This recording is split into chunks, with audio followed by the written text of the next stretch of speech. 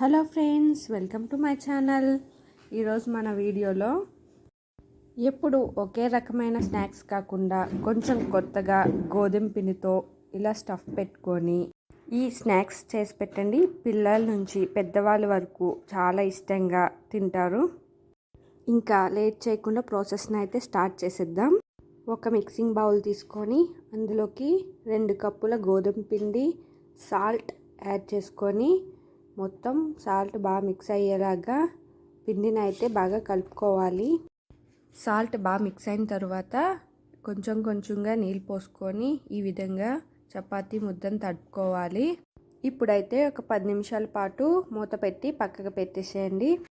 Stove పైన కడాయి పెట్టుకొని అది కొంచెం హీట్ అయిన తర్వాత 2 table spoon oil, 1 table spoon జీలకర్ర, 2 మిర్చి, కొంచెం కరివేపాకు, కొత్తిమీర, ఆనియన్స్ యాడ్ చేసుకొని ఇవి గోల్డెన్ బ్రౌన్ కలర్ వచ్చే వరకు మూత పెట్టి ఫ్రై చేసుకోవాలి. ఒక 5 నిమిషాల తర్వాత మూత తీసి చూస్తే ఆనియన్స్ ఇలా మగ్గుంటాయి. అందులో 1 table spoon salt, 1 table spoon పసుపు, 1 టేబుల్ స్పూన్ కారం, ఈ పౌడర్స్ అన్ని బాగా మిక్స్ అయ్యేలాగా కలుపుకుంటూ లో ఫ్లేమ్లో ఒక 2 నిమిషాల పాటు మగ్గించుకో. ఈ విధంగా మగ్గిన ఆనియన్స్లో మనం బాయిల్ చేసి పెట్టుకున్న బంగాళదుంపల్ని స్మాష్ చేసి ఇట్లా యాడ్ చేసుకోవాలి. ఇప్పుడైతే ఈ విధంగా లో ఫ్లేమ్లో పెట్టుకొని స్పైసెస్ అన్నీ బాగా మిక్స్ అయ్యేలాగా లో ఫ్లేమ్లో బాగా మిక్స్ చేసుకోవాలి. ఇప్పుడైతే స్టఫ్ రెడీ అయిపోయిందండి. పక్కకు పెట్టేసుకోవాలి, చల్లారుతూ ఉంటుంది. ఇప్పుడు గోధుమ పిండిని పెద్ద ఉండగా తీసుకొని పొడి పిండిలో డిప్ చేసుకొని కొంచెం మందంగా చపాతీలాగా చేసుకోవాలి. వీడియోలో చూపిస్తున్న విధంగా చేసుకోవాలి.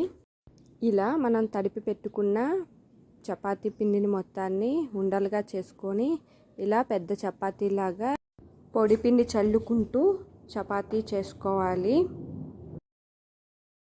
నేను 2 పెద్ద ఉండలు తీసుకొని 2 చపాతీలాగా కొంచెం మందంగా రెడీ చేసుకున్నాను.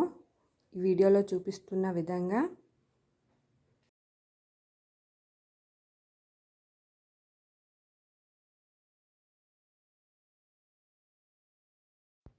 ఈ విధంగా రెడీ చేసుకున్న పెద్ద చపాతీ పైన మనం ముందుగా చేసి పెట్టుకున్న పొటాటో కర్రీని చపాతీపై వేసుకొని ఈ విధంగా స్ప్రెడ్ చేసుకోవాలి. చపాతీ మొత్తంకి స్ప్రెడ్ చేయక్కర్లేదండి.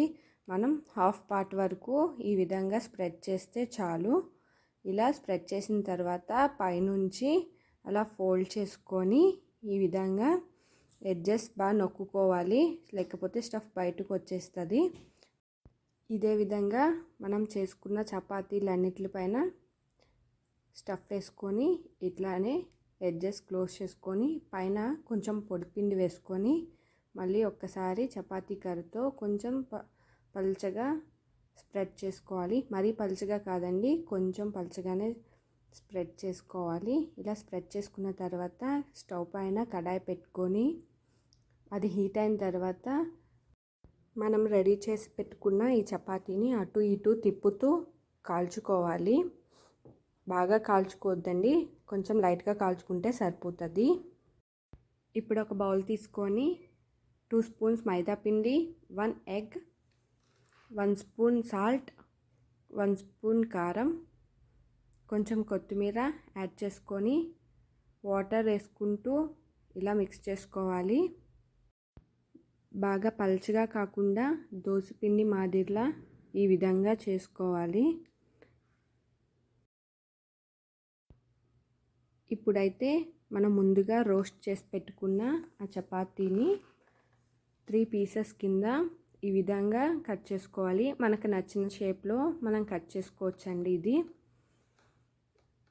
ఈ విధంగా కట్ చేసుకున్న దాన్ని ఒక ప్లేట్లో తీసుకొని